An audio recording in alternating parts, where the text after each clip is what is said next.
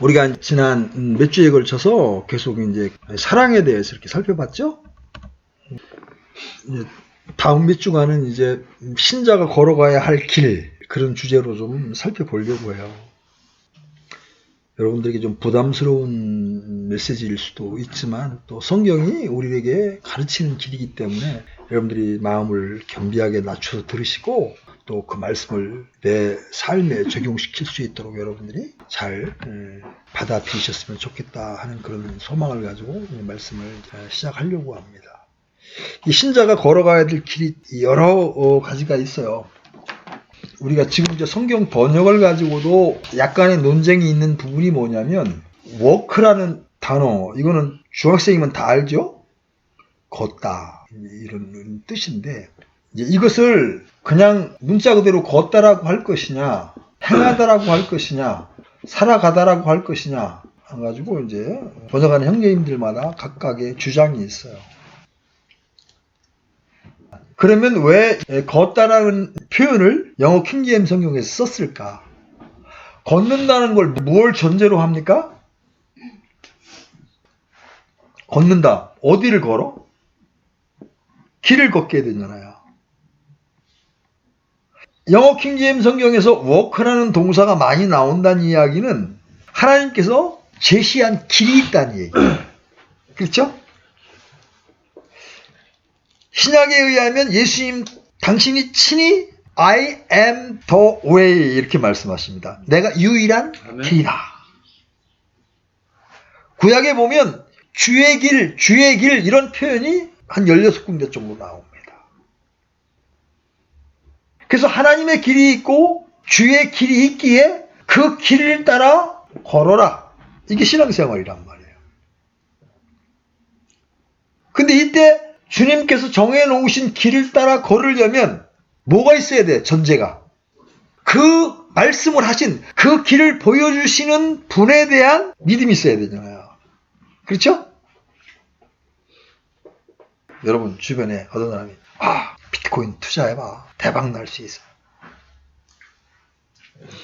그러면 좀 이제 솔깃해진다고.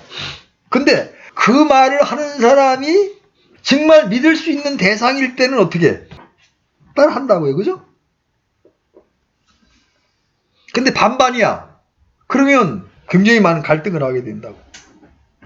반반도 안 돼. 저 사람 말은 좀 사기성이 있는 것 같아. 그러면 절대로 안 한다고. 자, 하나님께서 우리에게 보여주신 이 길을 걸어갈 때 가장 중요한 게 믿음이다. 믿음이 없이는 이 길을 따라갈 수 없다. 여러분 주의 첫날 일주일 내내 일하고 힘든데 여러분 왜 여기 왜 모이십니까? 주님께 대한 믿음이 있기 때문에 가능한 일이거든요. 그 전에 교법교회 다닐 때 보면 처음에 이제 구원도 못 받고 이제 어떤 가족들의 이끌려 억지로 오는 사람은 일요일 날 오전 참석하고 끝납니다. 근데 이제 구원을 받고 믿음이 자라기 시작하면 오전 오후 수요 교법교회 새벽도 기도회도 있으니까 새벽 예배도 드리기 시작합니다. 왜냐하면 말씀을 듣는 게 기뻐지거든요. 자, 우리가 이 세상에 살면서 반드시 필요한 게 뭡니까?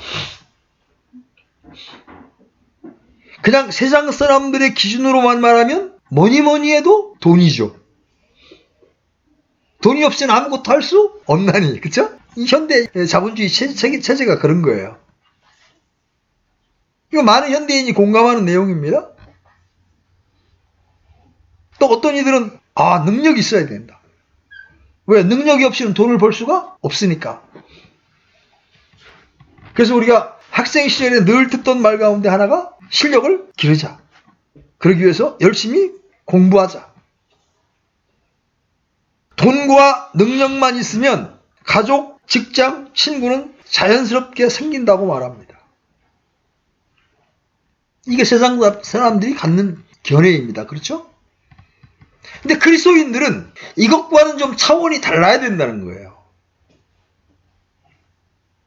이런 세상 사람들의 견해와는 달리 하나님은 우리가 이 땅을 살아가는데 반드시 필요한 것이 믿음이라고 말씀하신다는 거예요. 믿음이 없으면 성도들은 할 수 있는 게 없어요. 신자는 믿음으로 걷고 믿음으로 구하고 믿음으로 싸우고 그래야 되는 존재입니다. 성경에는 믿음으로 행하지 않는 것은 그 무엇이든지 죄라고 말씀하십니다. 기억나시죠? 이런 점에서 우리는 믿음의 중요성을 아무리 강조해도 지나치지 않습니다. 이 믿음이라는 명제는 기독교인에게 피할 수 없는 주제입니다. 오직 기독교만이 믿으라고 가르칩니다. 사도삼경도 불경도 믿으라고 하지 않습니다. 본인들이 그냥 믿어보려고 그러는 거지 사도삼경이나 불경 어디에도 부처를 믿으라거나 공자를 믿으라고 가르치지 않습니다. 그래서 신자들에게 이 세상을 살아가면서 우리에게 가장 필요한 것이 무엇이냐고 묻는다면 당연히 믿음이라고 대답할 겁니다. 근데 문제는 이 믿음이 그냥 의례적이고 교과서적인 답이 아니라 실제적이어야 한다는 거죠. 그래서 이제 우리는 믿음의 성격과 믿음과 관련된 내용들을 오늘 개괄적으로 한번 살펴볼 겁니다. 자, 첫 번째, 우리가 살펴본 첫 번째, 믿음의 시작. 여러분, 믿음은 어떻게 시작됩니까? 어느 날 꿈을 꾸다가 지옥의 환상을 보았다. 그것도 믿음을 시작할 수 있는 동기는 될 수 있을 겁니다. 무릎이 아팠는데 교회에 가서 목사님이 안수 기도해 주니까 무릎이 나았다. 그것도 믿음을 시작할 수 있는 계기는 될 수 있을 겁니다. 그러나 그게 본질이 될 수는 없어요. 성경이 믿음을 가질 수 있는 유일한 길을 제시하고 있는데 딱 하나입니다. 여러분 로마서 10장 17절 여러분. 로마서 10장 17절.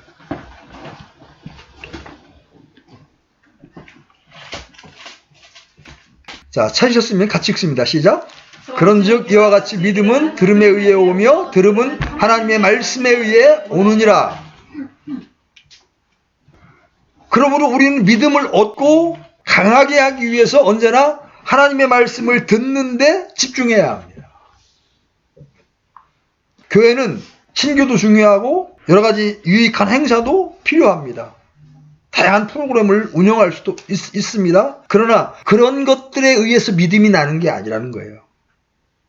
말씀을 통한 친교, 말씀을 들을 수 있는 행사, 프로그램이 아니면 무익할 뿐만 아니라 영적인 유해물이 될 수도 있는 겁니다. 그래서 성도들이 가장 집중해야 할 일은 말씀을 듣는 거예요. 물론 옛날에는 모든 사람들이 성경을 갖고 있는 것이 아니었기 때문에 이제 듣는다라는 표현을 쓴 겁니다. 그때는 서기관들이나 제사장들이 낭독을 해줘야 들을 수가 있었기 때문에. 지금은 최소한도 믿는 신자들 안에는 성경 한 권씩은 다 손에 들려져 있단 말이야. 그래서 이 들음에 의해 온다는 것을 이제 읽음에 의해 온다는 말로도 대체할 수 있어요. 동일한 거예요. 설교 말씀을 들을 뿐만 아니라 내가 내 스스로 눈을 열어 성경 말씀을 주의 깊게 읽는 거예요. 그래서 성도들이 해야 될 일은 뭐예요? 말씀을 듣는 것이다. 읽는 것이다. 1년에 하루에 10장씩 성경을 읽으면 1년에 1독이 가능합니다. 이 큰 책을 들고 다니면 읽기 어려우면 지금은 앱이 나와 있어가지고 얼마든지 볼 수 있잖아요. 10분이면 10장 충분히 읽습니다. 아무리 천천히 읽어도. 여러분이 왜 믿음이 안 늘어나는가? 왜 믿음이 증가하지 않는가? 간단합니다. 여러분이 말씀을 안 듣는다는 거죠. 말씀을 안 듣고 말씀에 순종하지 않고 믿음이 늘어날 길이 없어요. 때로 사람들은 하나님의 말씀이 아니어도 어떤 강연회에서 또는 어떤 책에서 어떤 사람의 간증이나 교훈을 통해서 얼마든지 감화를 받을 수 있고 또 인생의 가치관이 바뀔 수도 있습니다. 그러나 그런 변화가 믿음이 생겼다는 뜻은 아니에요. 동기가 되는 거일 뿐이지. 왜냐하면 종교적 감화가 믿음이 아니기 때문에 그렇습니다. 인생관이나 가치관의 변화가 믿음은 아니에요. 믿음의 결과물이지. 믿음은 하나님의 말씀을 들음으로써 시작되는 겁니다. 그래서 말씀에서 난 것이 아니면 믿음이 아니에요. 그래서 제가 그 전에 이제 대전역 앞에서 이제 거리 설교를 할 때, 그때 이 순복음교회의 주보를 토요일 날마다 나눠주는 한 남자분이 계셨습니다. 정말 지극정성이더라. 그런 이제 교제를 내가 청했어요. 아이고, 수고하십니다. 어떻게 구원받으셨습니까? 그러니까 그분의 대답이 뭐냐면, 몸이 아파서 갔는데, 아픈 사람 일어나서 일어났는데, 목사님 기도해 주셨는데, 기도하고 난 다음에 내 무릎이 나았습니다. 그래서 믿게 되었습니다. 이제 그게 믿음의 어떤 동기는 될 수 있지만, 그것 때문에 믿었다면 그건 의심해 볼 수 있는 여지가 있는 거예요. 정말 하나님의 복음의 말씀 앞에 내가 얼마만큼 죄인으로 드러났는가. 여러분, 주님이 우리에게 말씀하시는 게 뭐예요? 첫 번째가 회개하고 복음을 믿으라예요. 회개하고 복음을 믿으라. 회개가 빠지고 복음을 믿는 경우가 많습니다. 왜? 지옥 안 간다니까. 믿으면 지옥 안 간다니까 그냥 덜어도 받아들입니다. 그런데 회개가 빠지게 되면 이 구원이 지적 구원일 가능성이 높은 거예요. 도대체 내가 어떤 자였는데 하나님께서 당신이 그토록 사랑하시는 독생자를 이 땅에 희생제물로 보내셔서 우리 때문에 십자가에 달리셔서 그 모든 수치와 치욕을 당하시고 하나님의 죄에 대한 저주를 몸소 감당하셨는가? 이게 발견되지 않은 상태에서 복음을 받아들이면요, 굉장히 이기적인 신앙을 갖게 됩니다. 하나님은 항상 내가 원하는 대로 움직이는 존재여야 되는 거예요. 그러다가 내가 원하는 대로 하나님이 안 움직여주는 것 같잖아요? 사업이 어려운데도 안 도와주셔. 그럼 어떻게 돼? 야, 하나님이 있긴 어딨냐? 그러고 그냥 도망가 버립니다. 제가 교박교회부터 지금까지 그러는 사람을 여럿을 봤습니다. 열심히 찬양하고 열심히 교회 봉사했던 사람들이었습니다. 그런데 어느 날 어떤 어려움이 닥치고 나니까 그냥 싹 돌아서서 하나님 같은 거 없어 이럽니다. 왜 그래요? 회개가 빠진 상태에서 복음을 받아들였기 때문에 그렇습니다. 여러분들이 로마서를 주의 깊게 읽다 보면 복음에는 하나님의 의가 나타나서 믿으면서 믿음으로 이르게 하나니 그러면서 복음을 딱 정의한 다음에 바로 뒷구절에서 뭐가 나오는지 아십니까? 하나님의 진노가 우리에게 계시되었나니 그러면서 복음을 총론적으로 설명한 다음에 가장 먼저 우리를 향한 하나님의 진노를 먼저 제시합니다. 아담이 범죄한 이후로 태어난 모든 인간들은 죄의 본성을 가지고 있습니다. 하나님을 대적합니다. 하나님이 싫어하는 일만 골라서 합니다. 여러분 보세요, 요새? 여러분, 이 동성애라고 하는 것, 이 소돔과 고모라가 마지막 시대의 멸망에 대한 예표로 구약성경에서 보여지고 있는데, 이 소돔과 고모라가 멸망할 때 어떤 사건이 있었습니까? 두 천사가 남자의 모습으로 소돔을 방문했습니다. 롯의 집에 방문했습니다. 그러니까 소돔의 남자들이 롯의 집을 뺑 둘러싸고 포위한 다음에 그 남자들을 내놔라. 우리가 그들과 상관하리라. 강제 추행을 하겠다는 겁니다. 공개적으로. 하나님께서 그걸 보시고 그 소돔과 고모라를 불과 유황으로 멸하십니다. 그래서 지금도 소돔 땅과 고모라 땅에 가면 그 유황의 흔적이 남아 있습니다. 하나님의 창조 질서는 남자를 돕는 배필로 여자를 주셔서 남녀가 관계를 해야만 소산이 있도록 처음부터 창조의 질서를 그렇게 세우신 겁니다. 만약 남자와 남자가 여자와 여자가 결혼해도 소산을 낼 수 있다면 성경은 거짓말이 되는 거죠. 이 창조 질서를 깨트리는 일이 지금 전 세계적으로 공공연하게 일어나고 있잖아요. 구라파는 아까도 얘기했죠. 구라파는 말할 게 없어. 벌써 몇십 년 전에 그런 일들이 일어났습니다. 미국 마찬가지죠. 이제 한국도 당당하게 권리를 주장합니다.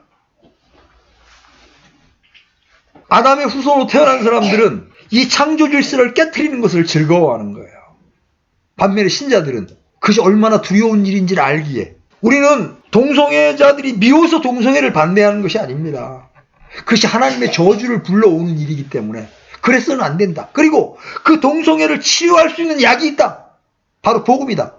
미국에는 복음을 통해서 동성애를 해서 해방된 사람들에 대한 간증이 굉장히 많습니다.